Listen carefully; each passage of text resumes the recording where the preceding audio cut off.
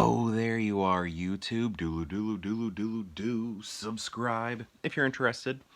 Hey, let's do a random ranking today. Let's go to my movie collection behind me and pick out 3 movies at random and then rank those movies from most favorite to least favorite based on whatever criteria we come up with.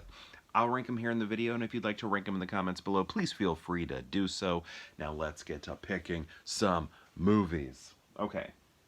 You know what? It's kind of late, and I gotta get up early for work. So I'm gonna pick 3 next to each other and just really hope that I've seen them, so I don't have to spend time replacing them with movies that I have seen.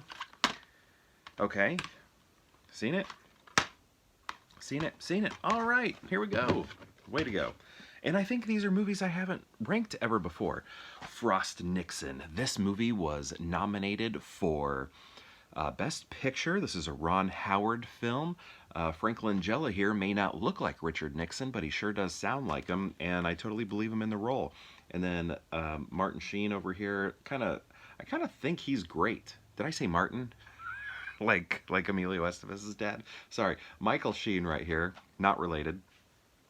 Um, is great. I think he's good. He's playing like an Australian interviewer guy, and he gets Nixon to say some pretty incredible things. Um, and yeah, this one's interesting because it's sort of told as like in documentary style. Like we get talking heads every once in a while.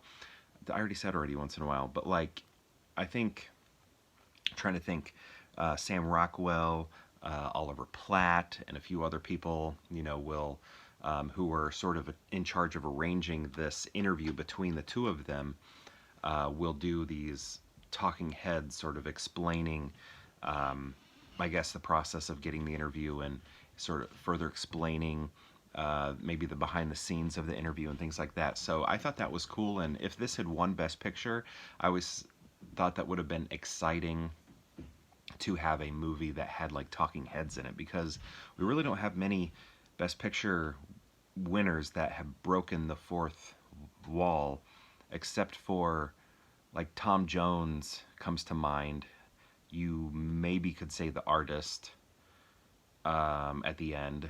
I'm trying to think of more recent ones. There might be some recent ones that I can't think of, but this one, it doesn't like break the fourth wall, but it has like a mockumentary without the mocking. It's like a faux documentary, sort of. So I think it's cool in that respect. I really like this movie a lot. I think it's fantastic. People have described it like a boxing match, but we're just watching 2 people sitting and talking. Next, we have Beast of the Southern Wild, which was also nominated for Best Picture. This is a fantastic movie. I just love that imagery right there. Look at that. The music by, I believe Ben Zeitlin, the director, also did the music. Is that correct?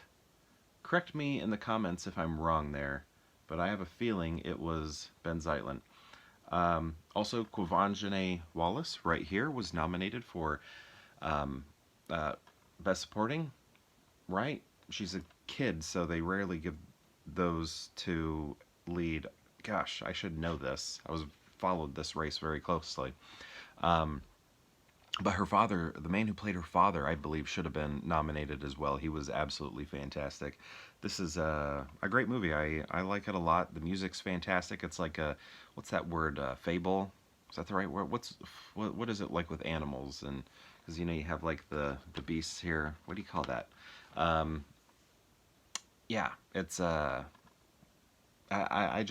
think it's a really good, great movie. Deserved more than it got, I guess. Let's see. Next, we have West of Memphis, which is a documentary. This one was produced by Peter Jackson. I don't think it was directed. No, directed by Amy Berg. Oh, maybe it wasn't produced by. I don't really know how this works. Okay, Peter Jackson and Fran Walsh present. This is about the West Memphis 3. And West Memphis 3 can mean 2 different things. It could be the 3 individuals who were accused of a murder of 3 other individuals, 3 young boys that were murdered, or it could refer to the 3 that were accused and went to prison for many years, got death row and life, depending on which person you're talking about, for those murders.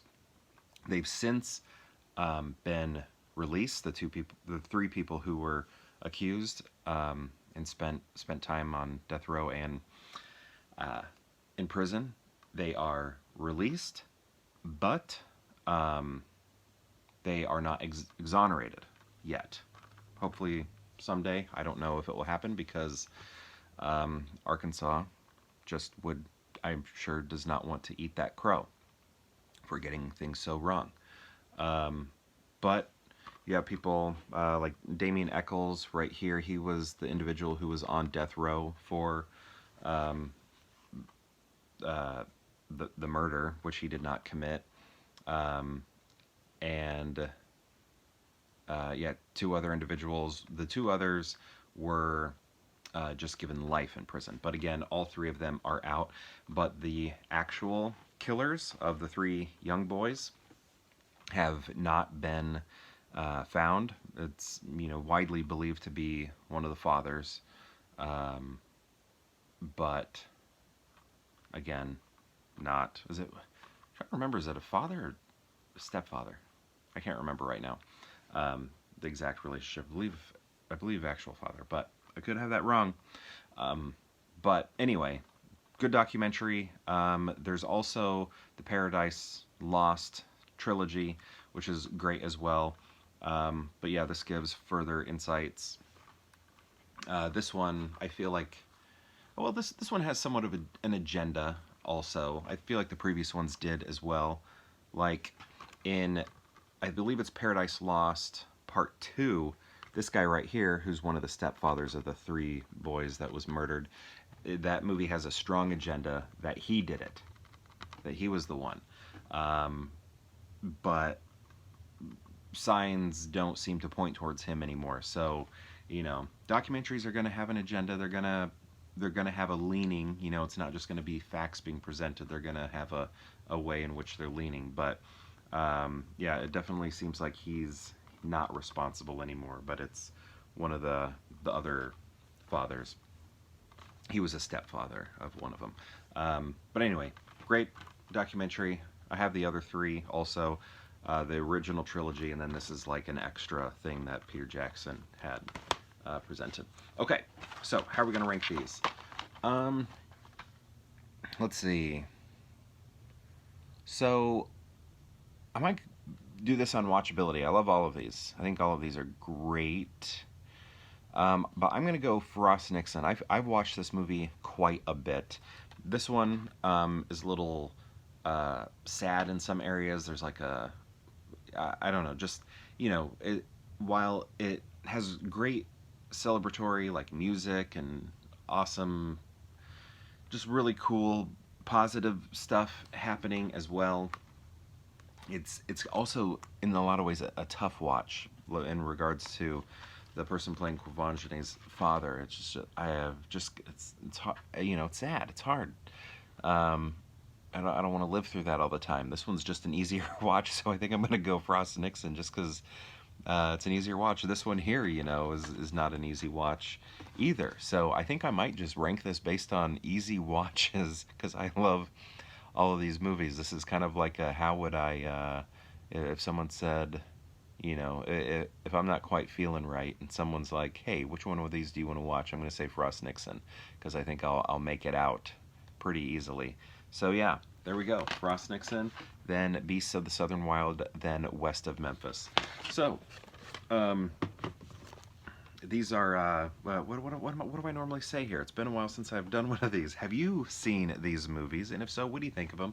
And if you've seen all three, how would you rank them? I'd love to know. Let me know in the comments below. And perhaps I'll see you tomorrow for more Pure Hangout.